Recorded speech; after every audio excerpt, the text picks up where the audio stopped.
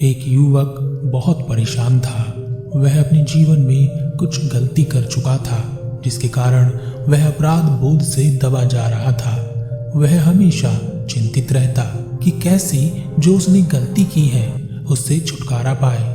उसे कोई समाधान नजर नहीं आ रहा था। आखिरकार उसने सोचा कि मैंने जो गलती की है उससे छुटकारा पाने का एक ही तरीका है कि मुझे यह जीवन छोड़ देना चाहिए और आत्महत्या कर लेनी चाहिए। ऐसा सोचकर वह युवक आत्महत्या करने के लिए निकल पड़ा। अपने लिए एक उचित स्थान ढूंढने लगा। उसने एक जंगल में एक पेड़ देखा, उस पर रस्सी का फंदा लगाया और उस पर लटक गया। वहां से एक गुरु अपने शिष्यों के साथ गुजर रहे थे। उन्होंने उस युवक को देखा तो उस युवक को बचा लिया और उसे फंदे से उतार लिया। कुछ देर बाद युवक को होश आया। होश में आने के बाद वह रोने लगा और कहा, आज मैं अपनी गलतियों को सुधार रहा था और आपने मुझसे वह मौका भी छीन लिया। आपको पता है, आत्महत्या करना इतना आसान नहीं होता। जैसे तैसे कर मैंने हिम्मत जुटाई और आपने वह मौका मुझसे छीन लिया। मैं अपनी गलतियों पर पछता रहा हूँ। मुझ जैसे इंसान के लिए कोई माफी भी नहीं है। गुरु उस युवक को अपने आश्रम में ले आए। युवक ने सोचा, क्यों ना गुरु से ही अपनी समस्या का समाधान पूछ लिया जाए। युवक ने कहा, गुरुदेव, आपने मुझे आत्महत्या करने से रोक लिया, लेकिन मैं अपनी गलतियों के पछतावे में जल रहा हूँ। मैं जिंदा नहीं रह सकता और आपने मुझे मरने नहीं दिया। आप ही मेरी समस्या का समाधान कीजिए। कैसे मैं अपनी इस पछतावे भरी जिंदगी से बाहर आ सकता हूँ? गुरु ने कहा, तुम सोच रहे हो कि मैंने यह क्यों किया, कैसे किया, क्यों नहीं रुक पाया?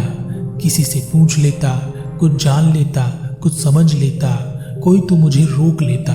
इतना बड़ा पाप मुझसे कैसे हो गया?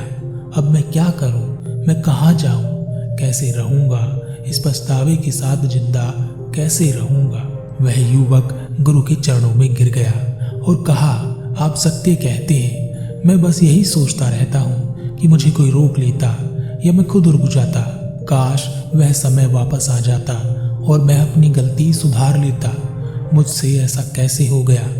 पर पछतावे के अलावा अब मैं कुछ नहीं कर पा रहा। गुरु ने कहा, तुम जो यह सोच रहे हो कि ऐसा हो जाता, वैसा हो जाता, कुछ हो जाता, क्या तुम्हारे ऐसा सोचने से जो हो चुका, क्या तुम उसे बदल सकते हो?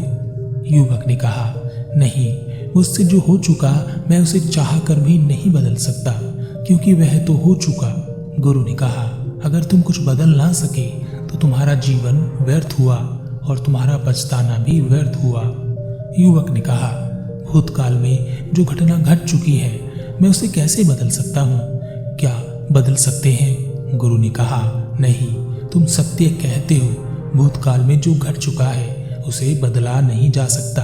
फिर भी कुछ ऐसा है जो अगर बदल जाए तो पछतावा या पछताना सार्थक हो जाता है। युवक ने कहा, ऐसा क्या है गुरुदेव जिसे मैं बदल सकता हूँ? मैं उसे बदलने के लिए तैयार हूँ, कृपया बताएं। गुरु ने कहा, अगर तुम जीवन भर भी अपने आप को कोसते रहोगे, पछताते रहोगे, आत्मग्लानि से भरे भी रहोगे, तब भी कुछ नहीं होगा। लेकिन अगर तुमने अपनी गलतियों के प्रति जागरूक होकर, अपने किए गए कर्मों, अपने किए गए पापों के प्रति जागरूक होकर अपने पछतावे से अपने आप को बदल दिया, तो तुम्हारा पछताना सार्थक हुआ कि तुम अब वह गलती दोबारा ना दोहराओगे। युवक ने कहा, यह तो ठीक है गुरुदेव, पर जो मैंने किया है मैं उसे कैसे भूल जाऊं? वह तो याद आता ही रहेगा। गुरु ने कहा, भूलना तो है ही नहीं। कर्म कभी भुलाए नहीं जाते। कर्म अच्छे हों या बुरे, सबका फल अवश्य मिलता है, परंतु किए गए कर्मों के लिए पछताने से कोई लाभ नहीं होने वाला, बल्कि उस पछतावे से अपने आप को बदलने से वह पछतावा एक वरदान की तरह काम करता है और तुम्हें एक नई राह दिखाता है, नई दुनिया से परिचित कराता है, तुम में परिवर्तन लाता है। युवक को गुरु की बात समझ में आ गई, लेकिन हमें भी यह बात समझ आनी चाहिए कि हम अपने कर्मों के लिए पछताते हैं और दिन रात यही सोचते रहते हैं कि काश ऐसा नहीं हुआ होता, कोई रोकता, कोई समझा देता, शायद पुराने दिन वापस आ जाते और हम अपनी गलती को सुधार लेते।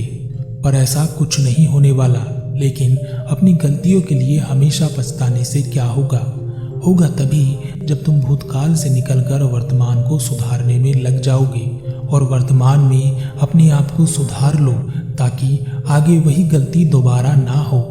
तुमने किसी पर क्रोध किया, बहुत क्रोध किया और फिर पछताए, लेकिन तुमने फिर क्रोध किया और फिर पछताए, फिर रोए, माफी मांगी, लेकिन एक बार फिर तुमने क्रोध कर दिया। इसी तरह तुम पछताते रहते हो, क्रोध करते रहते हो। इसी तरह जिंदगी में तुम गलतियां करते रहते हो और पछताते रहते हो।